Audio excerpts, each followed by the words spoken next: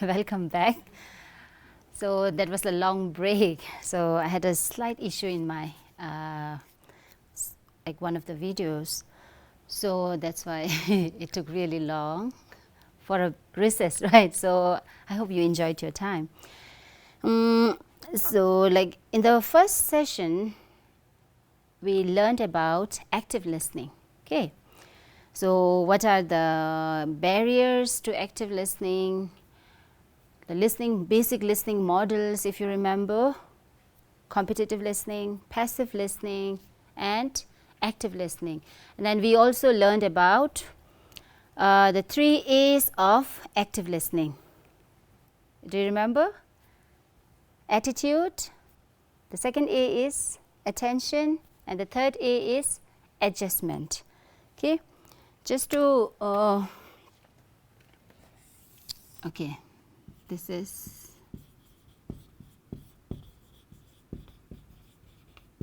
okay. So what are the 3 A's? Okay, 3 A's of active listening, right? That is, number 1 is your attitude, attention, then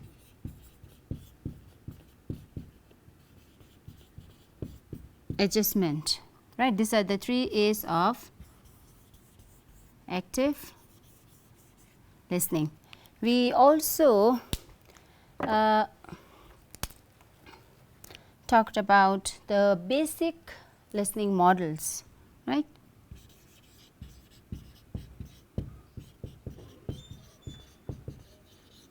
Basic listening models. The first one was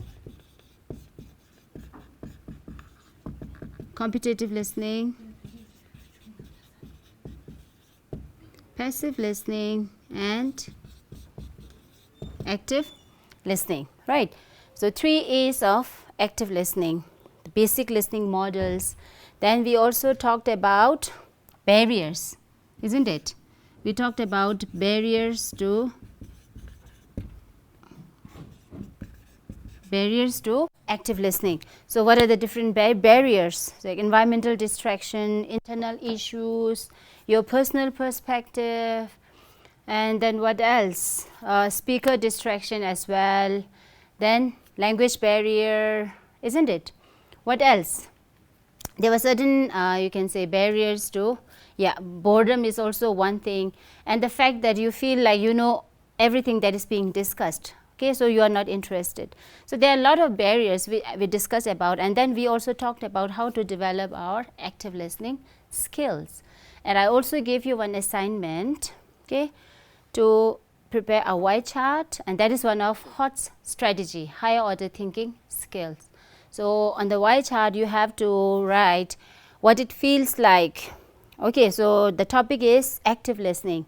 Okay, active listening looks like, sounds like, feels like. So you have to brainstorm and write all the points so that you, in a way, are able to understand more about active listening. So Gidin Hagela and I did a small demonstration here on the different ways in which we listen to the other person.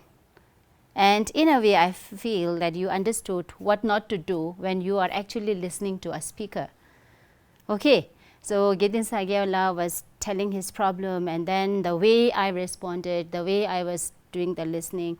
So I feel you just found out what to do and what not to do, okay, and how we have to do active listening. Okay, so this particular session is on oral presentation. See, listening, speaking, so very connected, isn't it? So when you say oral presentation, the word oral, okay, something that has to do with your, yes, okay, your speech, right? You speak something. So very often your teacher tells you to do some sort of presentation in class. It might be about how you spent your weekend, or you might have to say something that interesting that happened. Okay, so or it may be a sort of speech that you are going to give to the rest of the class. Okay. So, oral presentation is not just about memorizing everything and then you just reproduce. Okay. There are a lot of things that you need to keep in mind. Okay. So, we will look at it, what actually oral presentation is. Look at the slide. So, it is a formal and structured way of delivering a message to an audience. Okay. So, what you need to remember is oral presentation and conversation may not be the same. See, in conversation and presentation, see, oral presentation is more formal, more structured, okay, whereas conversation that you usually have with your friends may not be that formal and structured. Okay. So, the purpose of oral presentation is to inform, to persuade, to entertain. Okay. So, just looking at the purpose, what you will understand that it is like for writing also. The purpose is almost same, right? The different types of writing that we have learned. So, usually okay, you have seen people performing, or you can say speaking, delivering speech. So, before the speakers deliver speech, they go through certain steps. Okay. Before coming to the presentation part, okay, there are certain steps. The major steps in oral presentation is planning. Okay, you can't just go and stand in front of the audience and then start speaking whatever comes to your mind. No, it requires planning. Okay, structuring. You have to plan your speech. Okay, you have to plan your presentation, whatever you are going to do, okay, orally. Before facing the audience, you need to plan, you need to structure, prepare, okay. So, when you plan and you structure, what you need to remember is you also need to follow the writing process, okay.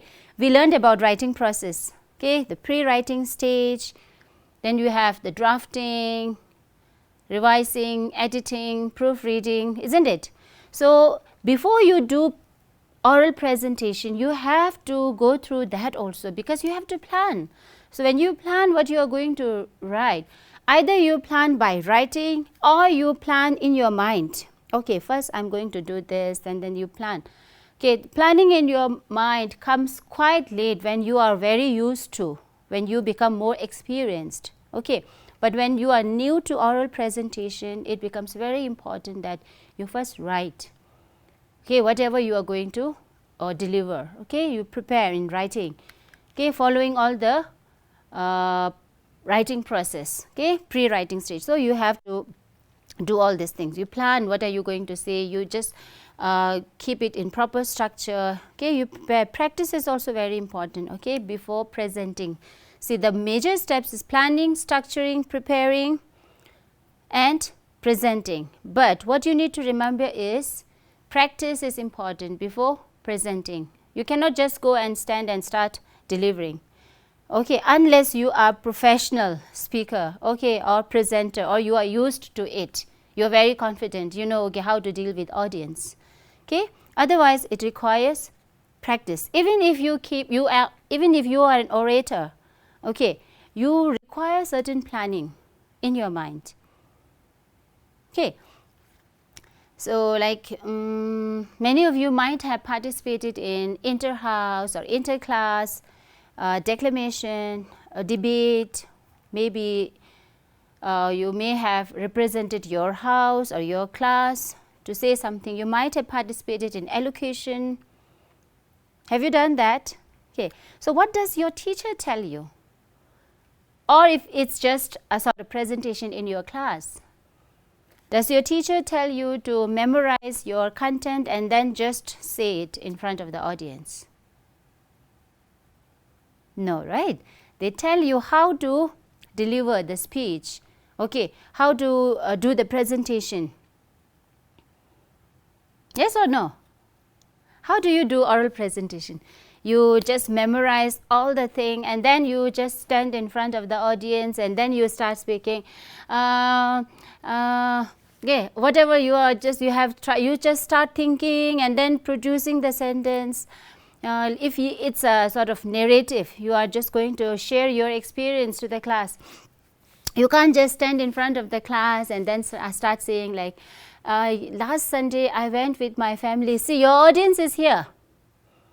Okay, your audience is here, and you are speaking like last Sunday I went to the, you can say, market. There I saw this is this, and you start thinking, oh, and then what happened? See, you are not connected. Your audience will not be able to connect with you. Why? Because you are not having eye contact with them. The communication is broken. Though you are delivering your content, the communication is broken by your body language, not having eye contact. There are a lot of things, okay? And I myself remember as a child, as a student, I remember my house teacher when I had to speak for a debate, like representing my house. I remember my teacher telling me, before you present or before you speak on stage, okay, you practice in front of your mirror. I did that. Okay, so sometimes it was a very strange feeling when you stand in front of mirror and you speak. It looks like you're speaking to yourself, but then it's a very good way of practicing. Okay, and what I do is, as soon as you're on stage and you look at the audience, the house is full, right? What happens? Butterflies run in your stomach, isn't it? You feel butterflies moving in your stomach. You feel nervousness, isn't it? It happens. Okay, even grown-ups, when they are going to deliver a speech, they get nervous. So how to overcome that feeling? What do? Take a deep breath. Make sure you don't take the deep breath in the mic. Okay, then everybody might laugh. Okay, just take a deep breath. Look at the whole people, because what happens is, if you don't take an overview of how many students or people are there, and in the mid of your speech, all of a sudden you happen to see so many people, you might get nervous, right? So it's very important that you just have a sort of understanding, okay, oh, this many people are here, okay? And when you are delivering a speech or doing an oral presentation in front of your class or to a whole mass of people there, don't focus on just one person or two person. Sometimes their movement, their facial expression may distract you. Okay, just have a superficial view on. Make sure that the audience feel that you are looking at them. Okay, but you have to plan it very carefully. Don't focus on just one or two person. Overall, in a way, you have to view the whole thing, and the audience should feel like, okay, you are making eye contact with them, okay, like this. So this is very important. You just can't stand and look at the wall. The audience is there. You are looking at the wall opposite to you, okay, or you are just looking at your feet and then delivering. There are a lot of things that you require. Okay, you need to practice. Okay, these are some of the, you can say, strategy, or we can say skills that is required of. These are all general things I'm just talking about. Okay, so what are the key considerations when you are doing an oral presentation? Okay, these are the major steps. And now when it comes to presentation, knowing your purpose and audience. So that will also be a point when you are actually planning for your presentation. Okay, so your purpose and audience. So keeping your audience in mind, keeping the purpose. So you have to plan. Your body language, you need to remember. Okay, that's very important. Eye contact, voice, what should be, okay, the tone, okay, when to raise your voice, when to bring it down. Okay, that all makes an impact on the audience. Time limits. Say suppose if you have to speak within 5 minutes, you cannot go on, you cannot continue for 6-7 minutes or 10 minutes. The audience won't be able to connect with you. They won't focus. Okay, so you have to be careful of the time limit. Okay. Introduction. How the way you introduce your presentation also is very important, because this is the hook. Even in writing, how do you introduce? So that is the point where you attract the readers in terms of writing. So in terms of oral presentation or speaking, right, or delivering a speech, your introduction is the point where you're going to connect with the readers, you are going to take their interest, their attention towards you. Okay, so that's why it's very important how you introduce yourself, how you introduce the content that you are going to deliver. Transition words, that is the sequence. Okay, how each ideas connect to the next. Okay, so using transition words, sequencing is very important. And a strong conclusion. So how are you going to conclude? Okay, that is also because your conclusion will leave an impact on the audience. They should move out of the house or the hall leaving that or keeping that in their mind. Okay, so your introduction should be very strong, conclusion also, and in between you have to be very careful, not just about what you are saying, how you are presenting. Oral presentation is not just the verbal thing that is being spoken. Your body language has a, you can say, major role to play. In fact, I would say they have, you can say, more contribution than the verbal part. Okay, so that is why you have to be very careful how you are presenting yourself, your eye contact, your posture, how you are standing. Okay, your facial expression, your gesture, your tone of voice. So all these are very important. Okay, see, if I am delivering a speech, so I have to do an oral presentation. I say, suppose my teacher told me to deliver a speech on the importance of, okay, let's say water. Okay, so say suppose I have to deliver the speech in class on water. So I just come on stage and I can't, like, just imagine yourself or like imagine a speaker delivering speech in this manner. Good morning, everyone. Today I want to speak on the importance of water.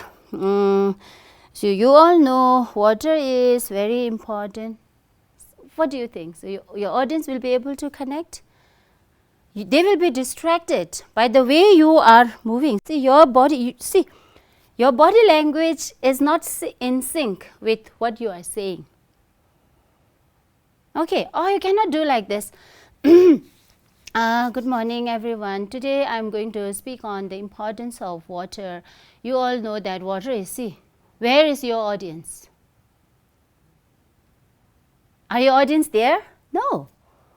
So you have to focus on the audience. Okay, or you cannot keep moving your body like this throughout your speech. I'm going to speak on this. It's a distraction, speaker distraction. Like I told you in the active listening, isn't it? We learned about some common barriers to active listening. So even if the audience want to listen to you actively, right? Active listening, you are the one who is distracting them. How? The way you are moving your body. They want to listen to you, but then the way you are moving your feet here, there, like this, so they are getting distracted. And so some students may start laughing. And what will happen? You will get distracted. You will forget your points, what you are going to say. And sometimes you may go blank. And that would be quite embarrassing. Though it's a kind of normal thing from where you learn, right? Sometimes it happens. You just go blank. You don't remember anything. It happens. But you need to learn how to tackle with such situation. Okay, how to deal with such situation, how to prevent such situation. So planning and preparing is very important. Okay? Good. Okay, look at the slide now. So conclusion, okay, so non-verbal communication. So if you remember, I talked about some sort of non-verbal communication. I told you about body language, okay? So this is very important, okay? A very important part of communication. Conversation or oral presentation, whether you are conversing with your friends, okay, or you are doing a formal oral presentation, the non-verbal communication plays a very important role. Okay, so the word itself suggests non-verbal means words are not involved here. Okay, non-verbal involves your body language, that is your facial expressions, your posture, gestures. So these are all your body language, your eye contact, tone of your voice, okay, etc. So these are all, okay, part of your non-verbal communication, and it does not involve words. Okay, so look at the points.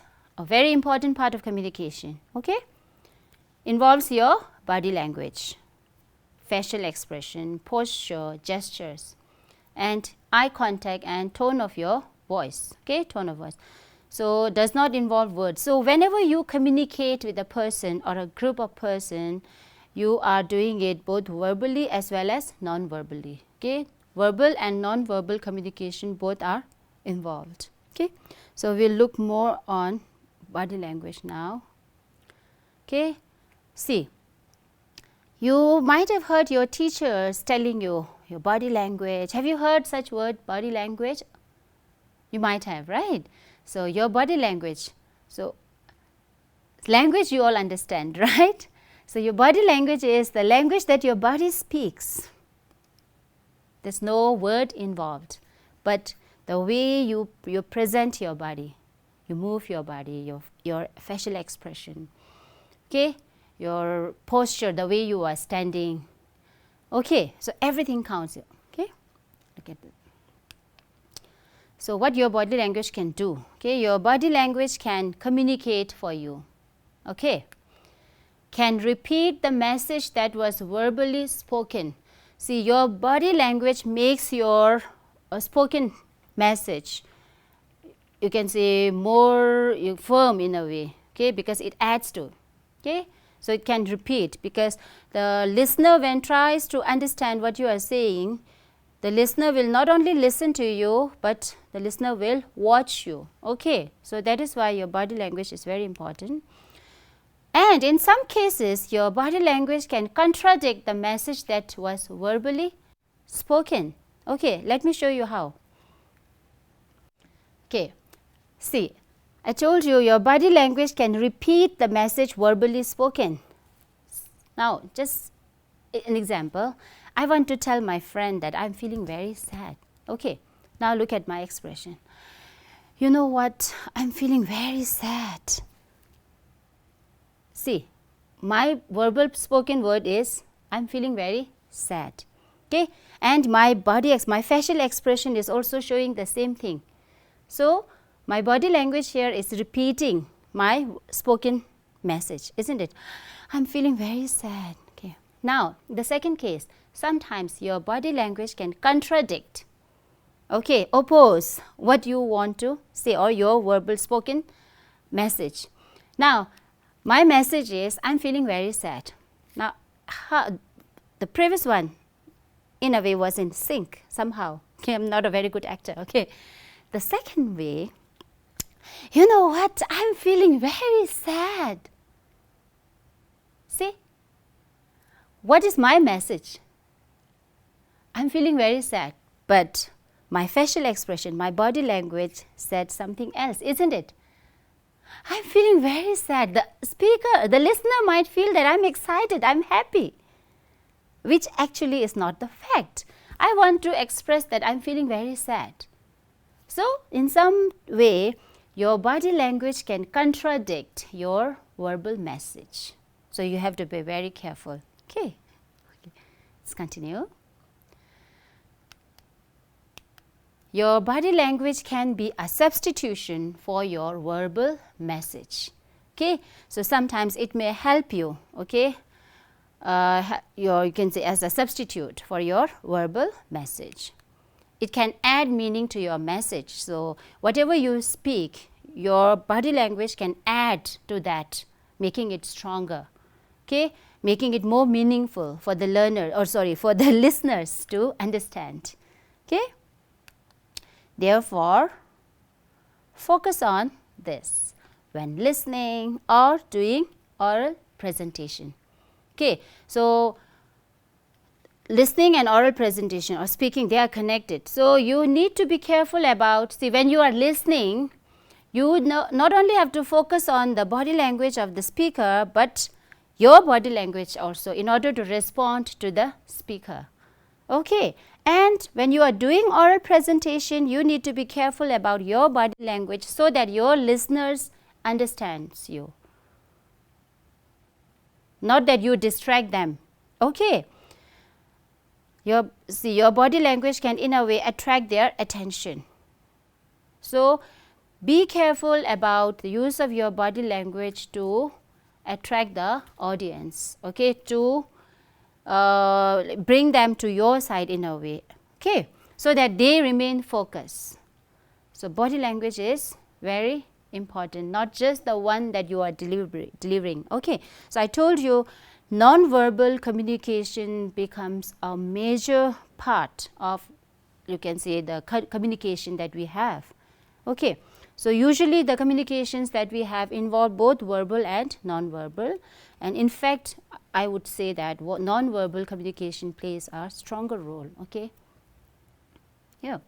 So from the proverb you might have heard, okay, action speaks. So look at the slide. Action speaks louder than words. Have you heard that? Action speaks louder than words. Okay, I'm sorry, I've missed a period here, okay, before the inverted comma closed. I should have used a period. That is a full stop, okay, I missed that. Action speaks louder than words. So you don't have to shout, your action, okay, speaks to the audience, okay. So therefore, how you are going to do that? So if we talk about this action in terms of oral presentation or listening, it's about your body language, okay. And other than this, it can be the way you deal with other person, okay, not just flattering them, okay, being, you can say, of help genuinely, okay. So that's in other contexts, but right now, since we are talking about oral presentation, and just before, you can say in the first session we learned about active listening. So I'm connecting this proverb to active listening and oral presentation. So for oral presentation and even in active listening, your action speaks. So you have to be very careful, or you have to do more practice, not just for active listening, but oral presentation also, how you're going to do the planning, okay, structuring your speech, and then preparing for that, so practicing. And I would suggest you to follow the proper writing process when you are preparing your speech, okay. So since I have spoken a lot about the importance of non-verbal communication and body language, if you happen to see movies of Charlie Chaplin, sorry, have you ever watched movie of Charlie Chaplin? He doesn't speak, but he's able to win, okay, so many audience. See, he has a huge number of fans, isn't it? Because it's body language. And we have the famous Mr. Bean, right? We have Mr. Bean. So what I'm going to do now is I'm going to play a video of Mr. Bean, because that's a very, you can say, appropriate one when it comes to non-verbal communication, because he doesn't speak, and then you will notice how he is able to communicate, okay. So let's watch that.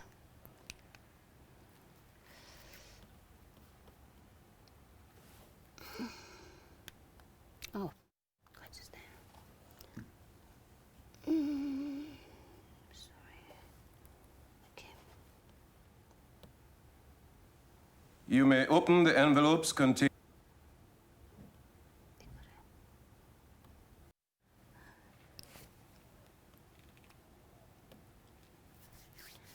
Okay, so this is the power of, you can say, body language, okay, non-verbal communication. So how Mr. Bean is able to attract the audience, so with his facial expression, his gesture, and not just that, I just felt, because since he is in the exam hall, so we all could kind of connect with what he was going through, right? So as a student also, we might have experienced such things when you don't know the answers and how you feel like, okay, and then what mistake he made, right? So as a student, I feel that you would very easily resonate with what Mr. Bean was feeling at that particular point of time. And this video was just in a way to help you understand the importance of body language. And then this is one example of non-verbal communication. He is not speaking, but still he is able to communicate with the audience, isn't it? Okay, so With this, I come to the end of my sessions for today, and Ketin Sudhagila will continue with his session on text features and oral presentation. Okay, see you all.